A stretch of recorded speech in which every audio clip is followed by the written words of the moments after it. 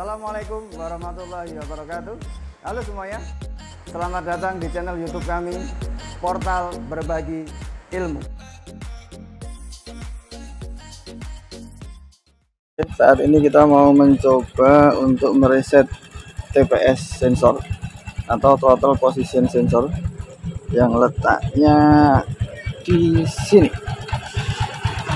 Ini kita lihat TPS sensornya kemarin barusan kita ganti. Jadi idealnya ketika kita habis mengganti ataupun habis membongkar TPS, itu perlu kita reset lagi agar ECM benar-benar mengenali posisi TPS itu dengan tepat. Oke, kita coba untuk mereset TPS-nya. Bagaimana caranya? Ikuti sampai akhir. Kita pastikan yang pertama, pastikan tidak ada kode kegagalan atau file code yang tersimpan dalam ECM. Untuk melakukannya, kita putar ini, kita lepas dulu di sini kabel apa ini jenenge konektor DLC. Konektor DLC-nya kita lepas. Setelah kita lepas, kemudian kita hubungkan yang bagian kiri, yang kabel di sini, kabel hijau dan kabel biru. Kita jemperkan di sini. Kemudian di sini kita hubungkan.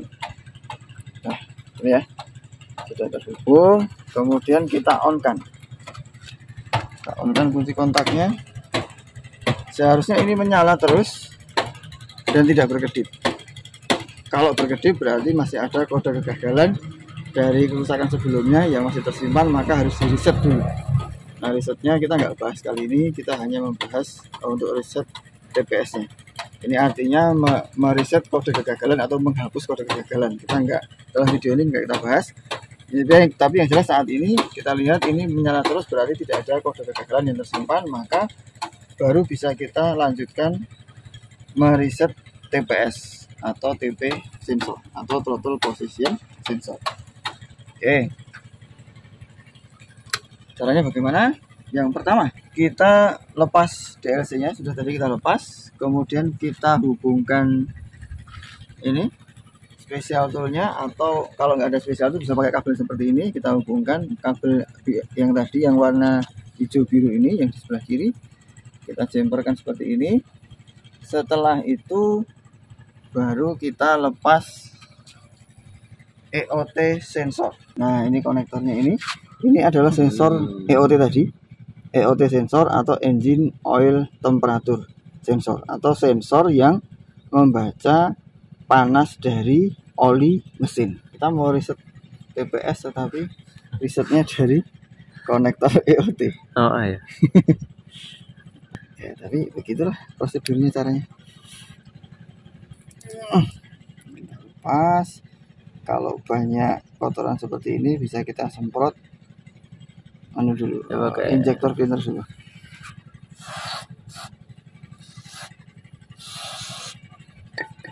Kita bersihkan dulu agar tidak ada kotoran yang mengganggu konektivitas. Nah, ini nanti kita akan jumper. Ini kabelnya warna hijau garis oranye dan kuning garis biru, dan hijau garis oranye. Ini kita akan jemperkan nanti. Kemudian penjemperan ini harus berlangsung selama 10 detik. Kita jemper, nanti kita kunci kontak on 10 detik, kemudian kita lepas. Kalau lebih dari 10 detik dia tidak akan berhasil reset TP-nya, sehingga untuk memastikan 10 detik tidak terlewat, kita menggunakan stopwatch. Bisa pakai handphone ataupun stopwatch biasa. Gitu ya. Oke, kita coba pakai stopwatch handphone aja. Nanti kita play seperti ini. Pas 10 detik, kemudian kita lepas kabelnya. Dan hitungan 10 detiknya itu nanti dihitung dari kunci kontak on. Oke, kita praktekkan. Pertama kita hubungkan dulu. Kita jumper dulu antara dua kabel ini. Oke.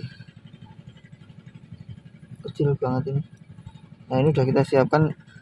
Memang biasanya kebesaran, maka itu ini kita potong seperti ini biar bisa masuk, karena di sini ukurannya kecil banget. Oke, ini sudah terhubung, seharusnya sudah terhubung seperti ini. Kemudian nanti kita kunci kontak on. Nah, perhitungan 10 detik itu terhitung mulai kunci kontak on. Dan nanti seharusnya ketika kita kunci kontak on itu lampu malfunction indicator lamp sini, lampu mil di sini seharusnya akan berkedip. Kita diamkan aja sampai 10 detik baru kita lepas. Setelah itu kalau berhasil pola resetnya, maka dia akan berkedip lebih cepat lagi. Harusnya begitu. Kalau dia setelah dilepas tidak berkedip tapi diam terus nyala, maka itu pola resetnya tidak berhasil. Nah, kita lihat, harusnya setelah kita lepas nanti, kalau pas sebelum 10 detik berhasil kita lepas, maka pola reset berhasil. Ini kedipnya akan lebih cepat lagi. Oke, tak kasih apa ya? Di hitungan ketiga, 1, 2, 3. Di detik ke 1 atau 2 aja. Ya. Kedip. Nah, sekarang berkedip. Maka pola reset polanya begini, pola kedip lebih cepat. Berarti kita bisa simpulkan reset TP-nya atau reset total position sensornya berhasil. Oke, kalau sudah, baru kita kontak ke off. Seharusnya mati. Kita hubungkan dulu ini konektor dari EOT-nya atau engine oil temperature sensor. Kita bersihkan lagi. Oke, lalu kita pasang. Sudah kita pasang, pastikan kenceng, baru kita lepas kabel jumper yang di DLC atau SST. Kalau punya SST nya ya, yang di DLC kita lepas. Oke, kalau sudah, kita bersihkan tutup dari DLC nya, bersih, kita tutup kembali. Lalu klik, kemudian kita on kan, seharusnya tidak berkedip milnya. Oke, setelah itu kita starter.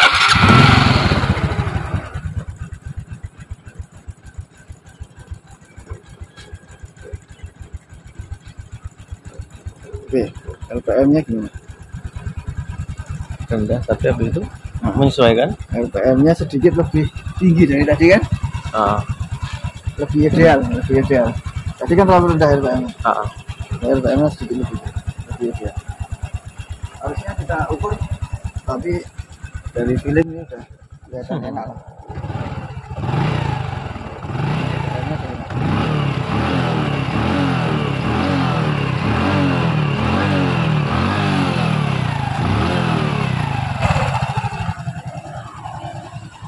Berarti sekarang bisa kita simpulkan bahwa pembacaan TPS ke ECM atau ECM membaca posisi TPS-nya lebih tepat daripada sebelum kita reset,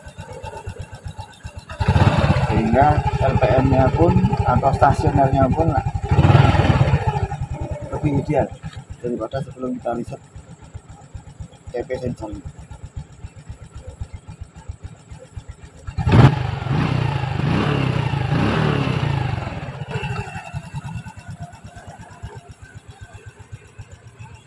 Oke, selesai. Jangan lupa like, share, dan subscribe.